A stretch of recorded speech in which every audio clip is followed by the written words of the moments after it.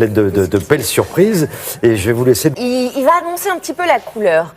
Le guide politiquement incorrect de l'histoire du Brésil. Je me permets de vous le donner directement en français. C'est diffusé sur Hist au Brésil. Et ici, on parle d'histoire, évidemment.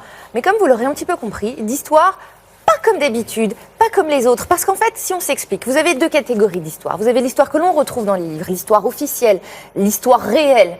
Et puis, vous avez parfois d'autres versions, des versions qui font plus polémique, qui vont quand même être défendues par des experts ou par des historiens, mais en tout cas, d'une histoire qui va créer des discussions ou des débats entre... Dans le genre, on ne vous a pas tout dit. Première particularité de l'émission dont on parle, puisque ici, dans le guide politiquement incorrect de l'histoire du Brésil, on ne parle pas de l'histoire qu'il y a dans les livres, on parle de l'autre histoire. Donc ça, c'est pour la première particularité, mais il y en a une deuxième. C'est par qui et comment est-ce que cette histoire est racontée? Eh bien, par qui? Là encore, pas de spécialiste, pas de professionnel de la télévision, mais un jeune homme qui est plutôt activiste sur Internet, qui a créé une chaîne sur Internet et qui est plutôt connu pour les qui font polémique. Il s'appelle Felipe et je vais vous laisser le rencontrer immédiatement.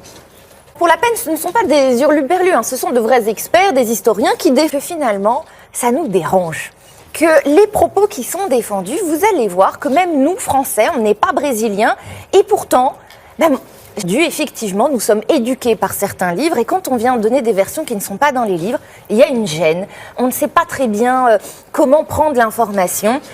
Et vraisemblablement, leur version nous dérange, même nous qui sommes là très très loin. Là, par exemple, on parle des Indiens d'Amazonie. Donc, vous allez voir ce qu'ils défendent. Ça peut gêner. De tout ce qu'on a appris.